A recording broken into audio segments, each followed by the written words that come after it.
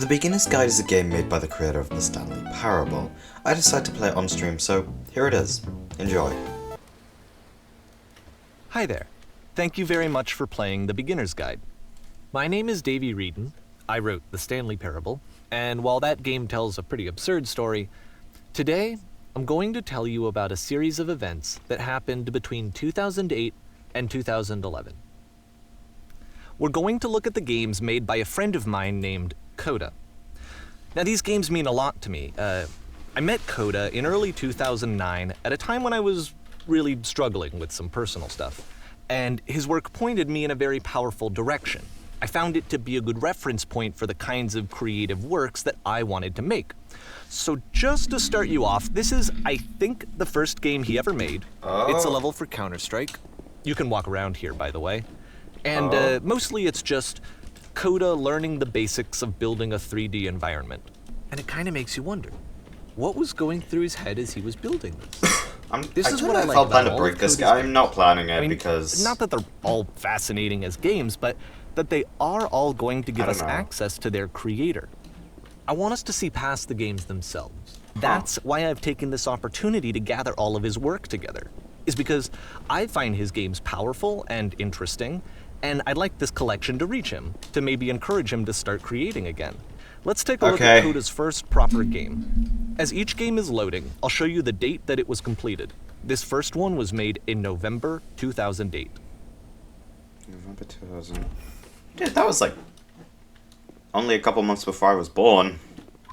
Oh, that's a gun. Can I perhaps... Okay. Well... This game is called Escape from Whisper, and it's one of the more generic games you'll see from Coda.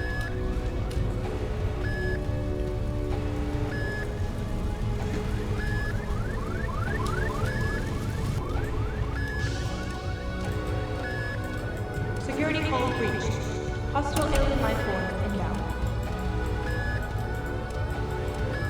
It kinda looks like this game was abandoned mid-development. For instance, you have this gun, which you'd think would indicate that there are supposed to be monsters or enemies somewhere, but then clearly there are no enemies anywhere. You can't even reload the gun when you run out of bullets. Oh. But ultimately we don't really know. Maybe Coda thought that actually it was complete the way that it is. Oh. I love how you can see the bottom of the universe from this room. Huh.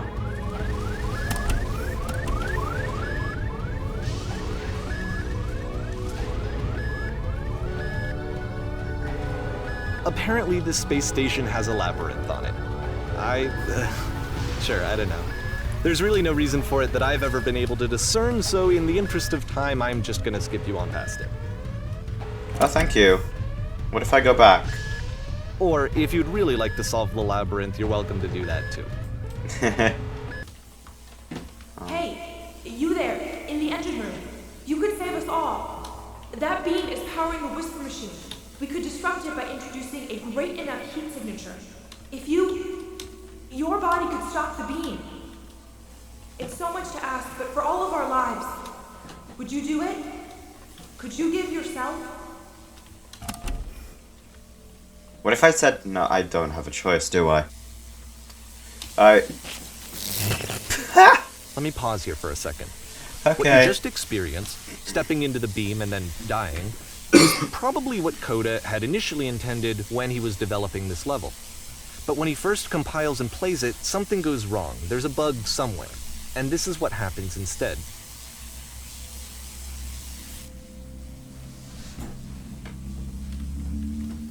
What? Oh. Oh, I'm clipping through the oh.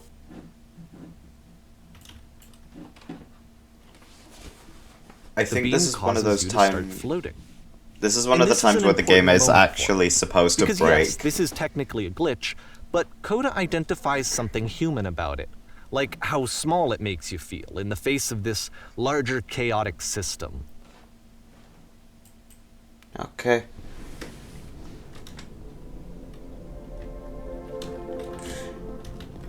Yup, in this game you can only walk backwards. Oh. You know, for a second I thought this was a regressivator level. So it's a short and relatively minimalist experiment combining motion and narrative. It is less advanced than the previous game, but actually it seems to be more focused, more complete.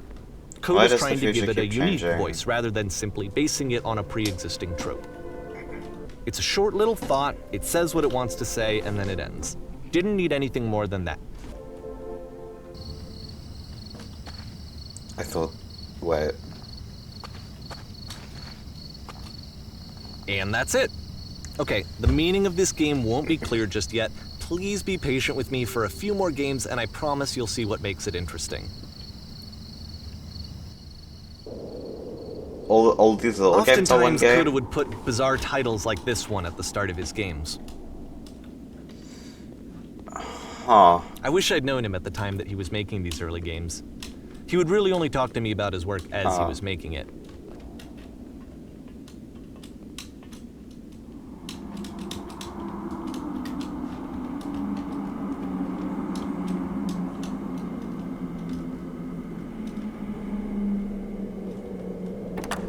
Oh. Once you've been slowed to an absolute crawl, the door at the top of the stairs opens. So why, if Coda's not showing these games to anyone, why bother opening the door at all? Well, to show you, I'm modifying the game here so that when you press enter, it'll bring you back up to full speed so you can enter the door for yourself.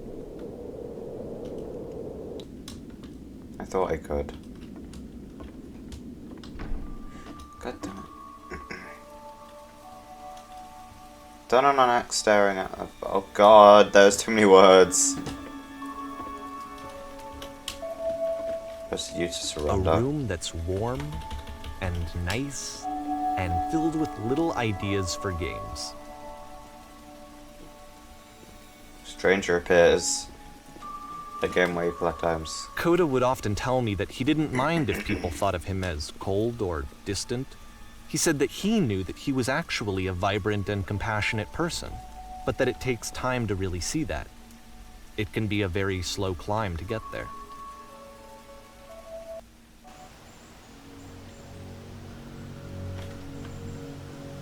Felt a chill down my spine for a minute. Well, this is new for Coda. Oh. It's an actual puzzle. Go ahead and see if you can solve it.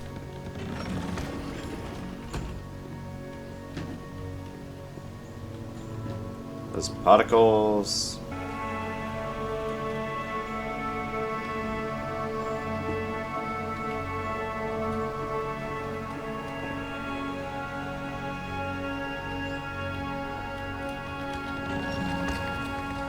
Alright, let me just walk you through it. You're gonna hit the switch on the outside to open the door, then hit the same switch and walk through the door before it closes. You'll see a second switch on the inside, which will open the second door. Okay, so the game devs have thought about this. Oh, I see. Don't forget that solution, because we're going to see this puzzle again soon. So that seems to be it, right? You walk down a corridor, you solve a puzzle, you get to the end. Simple enough. Alright, now I'm going to modify the game again, so that when you press enter, it'll remove all of the walls from this room. Oh my. What if I... Nope, the walls are technically still there. How about that? It's There was just... more to it than we had any way of knowing. I actually find it funny that this game comes after the stairs game, since they essentially convey the opposite idea. Oh, we're back here again.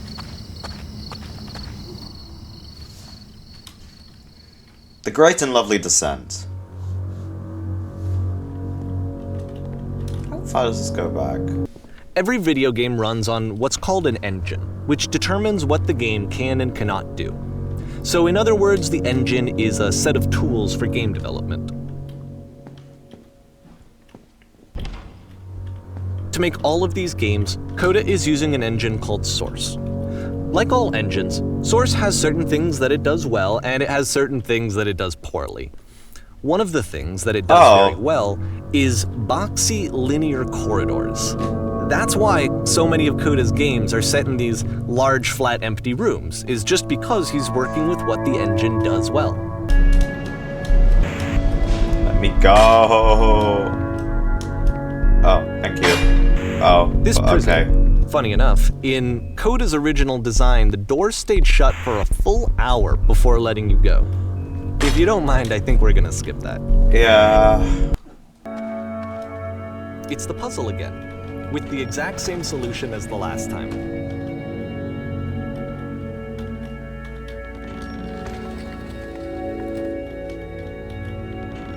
There's still no clear indication of what makes this puzzle so special that Coda is going to return to it over and over.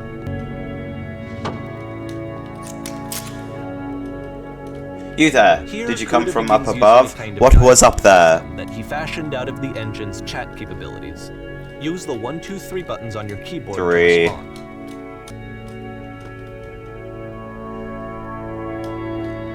And so we make one last descent down to the final floor of the level.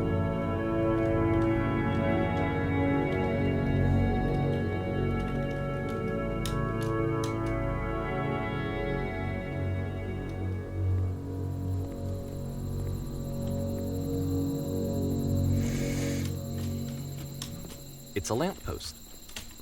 Okay, I can't tell you quite why, but for some reason Coda fixates on this lamppost. It's going to appear at the end of every single one of his games from here on out. This game is connected to the internet.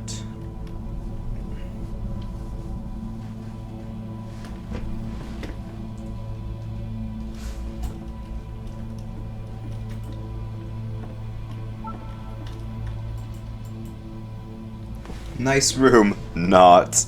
Working on this very level. Hello. It's just so different from anything that anyone else was doing. So right away I was like, I have to be friends with this person. I also hear voices.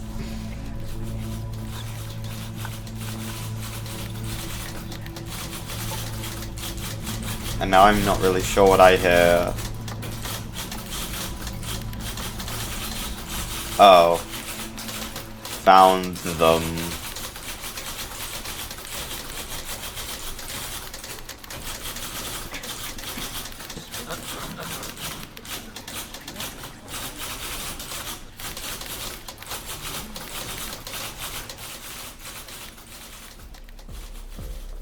Oh.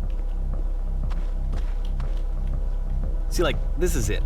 The whole game. And there's nothing that's particularly interesting about it. You just walk to the end of a hallway. Except, for some reason, Coda gets really fixated on this prison that has all of this modern furniture. And I don't know why, but he decides he needs to revisit this prison. He's gonna start over, use the same assets, turn it into something else. Okay, cool. Here's version 2.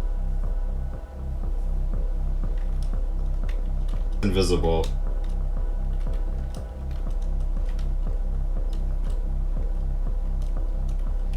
Put a giant hole in the ground.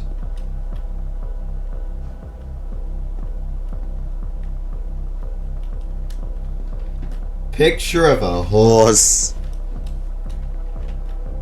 Oh.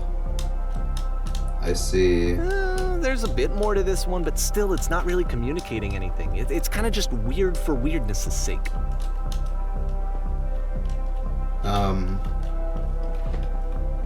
So okay, he throws it out and starts over. This time he comes at the prison idea from a different direction. No, what if I walk backwards?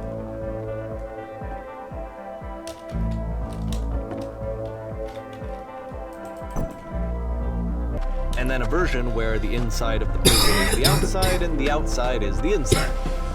Let me just you real quick through a few more of these. I mean, he really unloaded on this prison idea. There's nearly a dozen of them. Personally, I think it's awful to watch this. Oh. To see a person basically unraveling through their work. And for what? Like, at what point do you just go, maybe there are game ideas other than this prison that I could be working on? But Coda doesn't have that voice telling you to stop. That particular mechanism of defense against yourself. No, like not the cubes again. So he keeps going and going and going and going and going. and then he hits on something.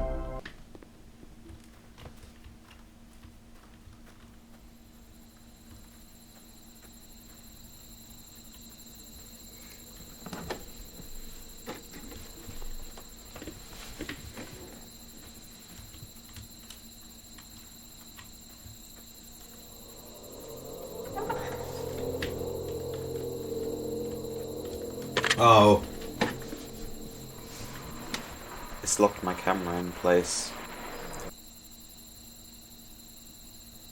Yeah. So what would it look like if Coda wanted to make a game about talking to someone other than himself?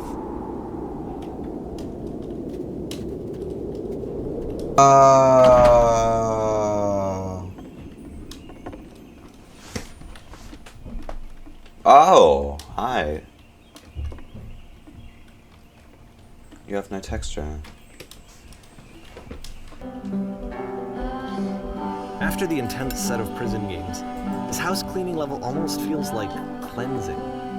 It's the moment after a particularly difficult or traumatic experience where you just need to let it sit and digest inside of you, and eventually cohere into something meaningful. I know that Coda really liked this game. Of all of his work, actually, this was the only one that he called me up to ask me to come over and look at it. This was during a period of a few months where he was like grossly happy all the time, just walked around with a constant smile on his face. But, of course, it can't last. The music stops, your companion is gone, it's time to leave. The door at the top of the hill is now open as well. Again, you can't stay in the dark space for too long. You just can't. You have to keep moving. It's how you stay alive. Which is the whole point of the puzzle doors, right? That sooner or later you have to pick up and move. I really thought that was the point of it. Am I supposed to be able to sit? Never mind.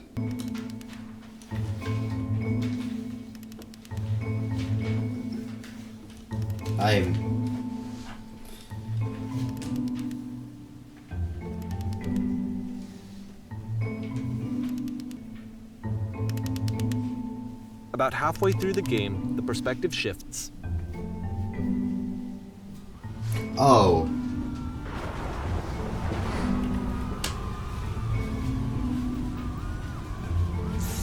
And you play as the teacher. And suddenly, you discover that your teacher is just as bigoted and afraid as you are. Oh, and also you can move around the classroom now. How do I achieve it with no effort? Everyone run. I felt pretty hard for this one. I feel like it's one of the most relatable experiences that you can have. To assume that some other person is perfect and totally fulfilled in every way, and completely miss all of the little flaws that make them painfully human.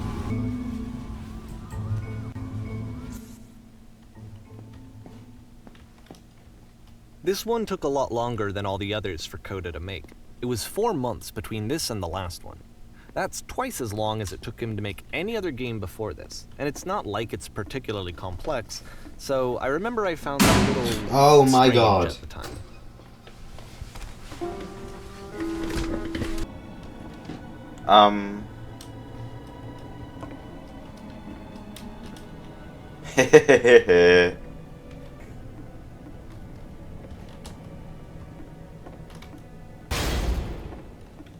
God damn it.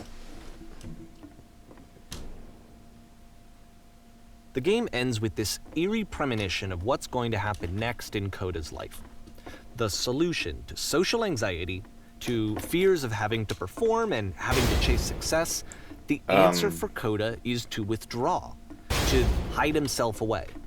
Which is what leads to scenarios like the stairs that slowed you down several games ago, where it just becomes harder and harder to access Coda's inner landscape because he keeps retreating. He just keeps backing away from possible connections to anyone other than himself. And to be honest, I didn't consider it very healthy when I first played this game. You know, it looked to me like he was trying to justify the idea of just disconnecting yourself from the world. And that wasn't what I wanted for him or for his games. Because I feel like a lot of his games are inviting me to connect with this person, to bring him closer.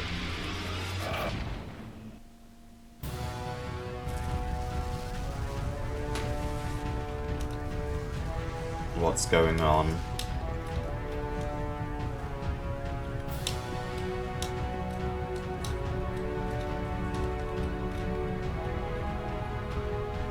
Please don't look this way. Oh. Hello, door.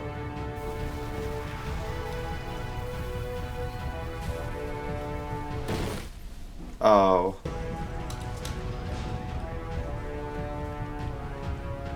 The only way to stop is to speak something that is honest. My work is always fun. I can't keep making these. Can you let me speak again? No? Okay. You have to go up, walk over to the person who's standing there, and then select dialogue option number Hey, I 2. think I did it. Like I said, I was getting concerned.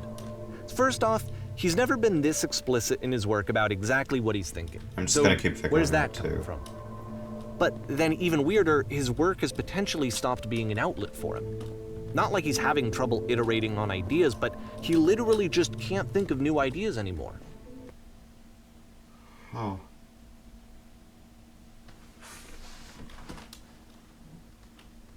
Where am I? Oh, it's the floor texture again. Empty.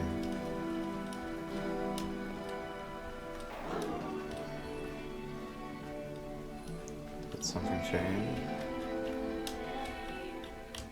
If the last game featured Coda talking explicitly about his creative frustrations, this one turns it up to 11.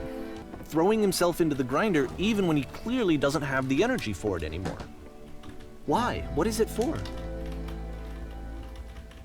Because from my perspective at the time and just what I knew of him, this was a result of how isolated he was. He was in his own little bubble, just sitting at his computer all day, not really showing these games to anyone, not releasing them onto the internet. Oh, I have to say what And the thing so is. he didn't. You can't talk yourself out of loneliness. It doesn't work that way. You can't be the one writing both the questions and the answers. Then there's no movement. Then there's no circulation. If all of your anxieties are being channeled into your work, then if the work ever fails, you have no backup and you're just going to crash. I can hear heavy crying and breathing in the background. That's not good. No, this is what I felt at the time.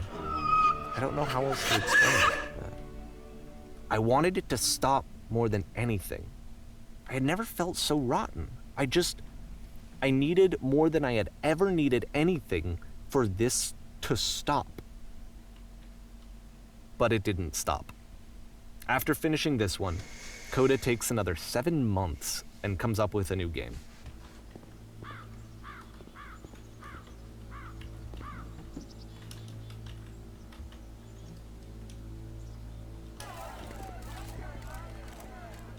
Coda feels trapped. Feels like a machine turning. And of course, it's the machine.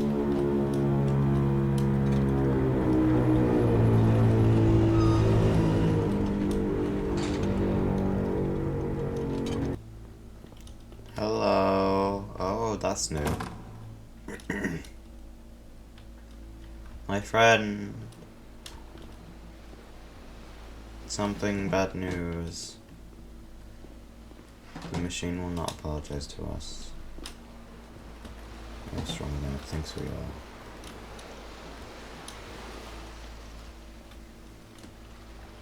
We will destroy the machine.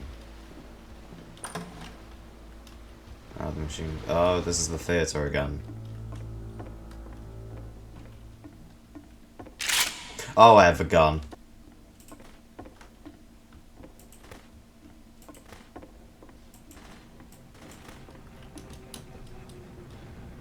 I'll make sure you want to travel.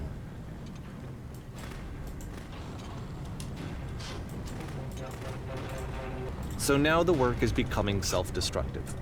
And I'll tell you, at the time that I first played this game, shortly after he made it, here's what I'm thinking to myself. Whoa. I'm thinking that Code is stuck in his own head, and that it's having a very negative effect on him, and that all he needs to do is just start showing his work to people, to get some actual feedback on his games.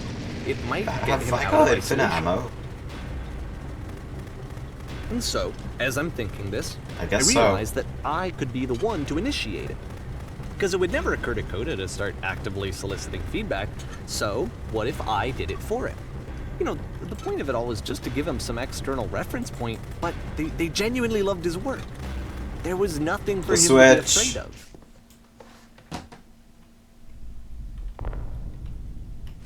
Cutscene.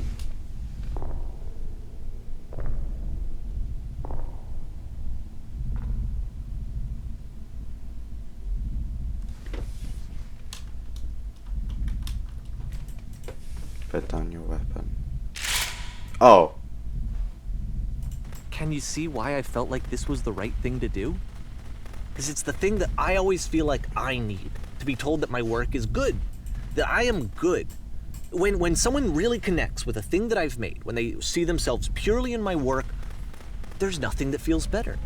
And I got to give that very same feeling to my friend. I did something... I really felt like I'd done something good, like I was a good person. I felt like there was a friend who was in trouble and was unhappy and maybe didn't like themselves, and I could fix it. If I could give him this gift, maybe I could fix the problem.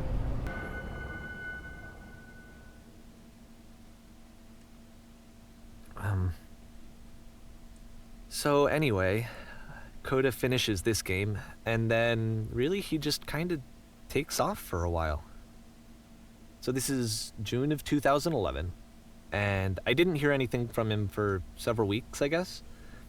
And so out of nowhere, one day I get an email, and it's got a private link to a new game of Coda's. This one is called The Tower, and to my knowledge, it's the last game that Coda ever made. And this is where I have trouble saying anything meaningful about Coda's work. Because more than anything else, The Tower just feels distant. It feels like it's trying to distance itself from the world. It's a very cold game. The switch to open this door is actually on the other side of the door, meaning that it's literally impossible to solve from this side. But I can open this door for you, so let me do that. Was I a failure for not understanding this game? I mean, I don't know why I would be. It's not like everything needs to have a solution, but I feel it somehow. I feel like I failed, and I don't understand why.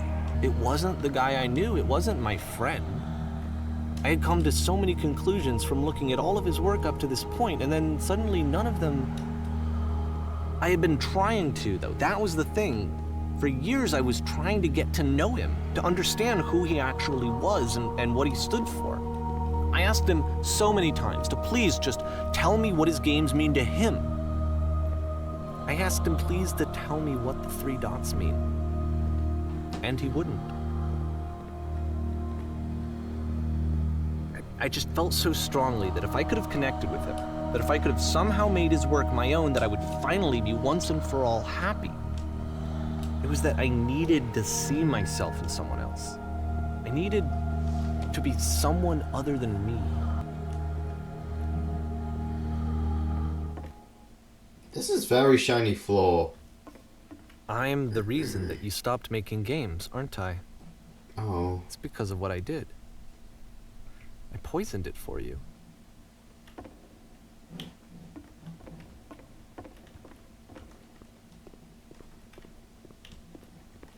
I don't think I ever told you this, but when I took your work and I was showing it to people, it actually felt...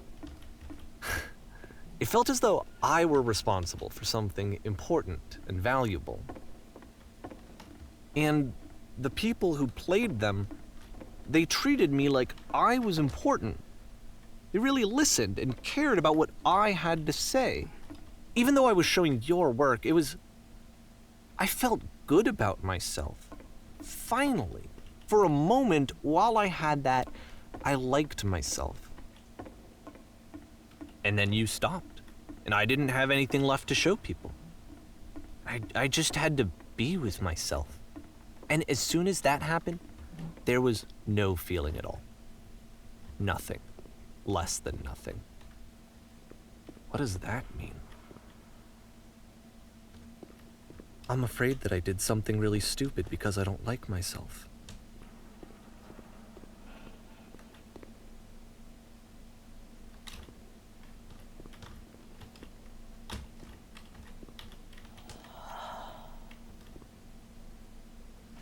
That's why I'm releasing this collection of your work, is because I haven't been able to find any other way to reach you.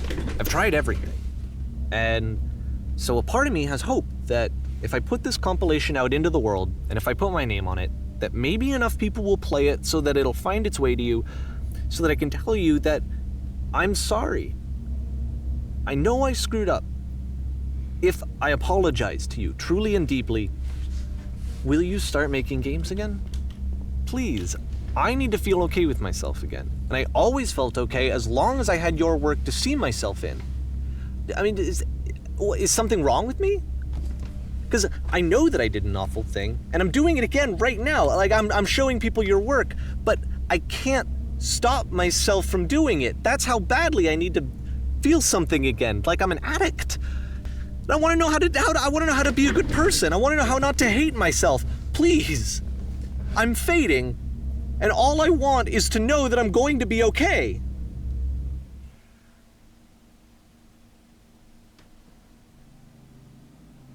Lampposts in the middle.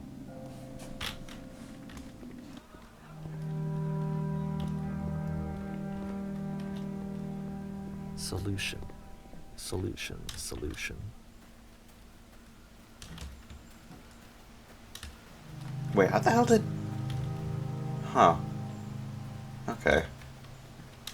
I guess if someone had told me ahead of time that he just really enjoyed making prison games, maybe I wouldn't have thought he was so desperate. I wouldn't have told so many people that he was depressed. Maybe he just likes making prisons. Even now, You can hear the chains. disease is telling me to stop. Don't show people what a shitty person you are. They'll hate you.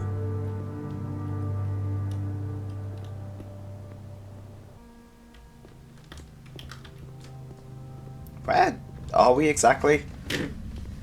Is this a cave? Not really sure. I know I've remained silent for most, like... If I knew that my life depended on finding something to be driven by other than validation, what would that even be? It's strange, but the thought of not being driven by external validation is unthinkable. Like, I actually cannot conceive of what that would be like. Like, I know I've been staying silent for most of this, but that's mainly because I'm listening to a game for once. Huh. And I'm sorry, because I know that I said that I would be here and I would walk you through this, but I'm starting to feel like I have a lot of work to do. I have a lot that I need to make up for, and so I'm just gonna... Okay.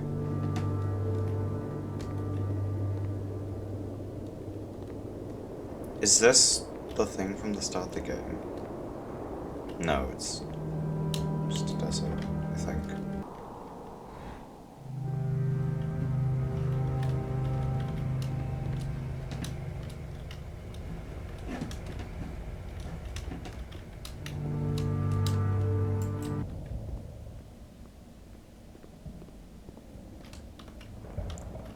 What if I go backwards into it? Okay. Oh, I can still jump, even when it's spinning me up. Never mind, I can't jump anymore.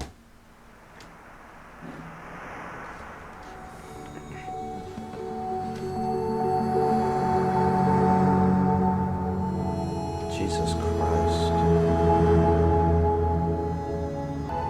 Weirdly enough, I don't think I can see this, like, the boxy skybox. It is just straight up like a dome now. Huh.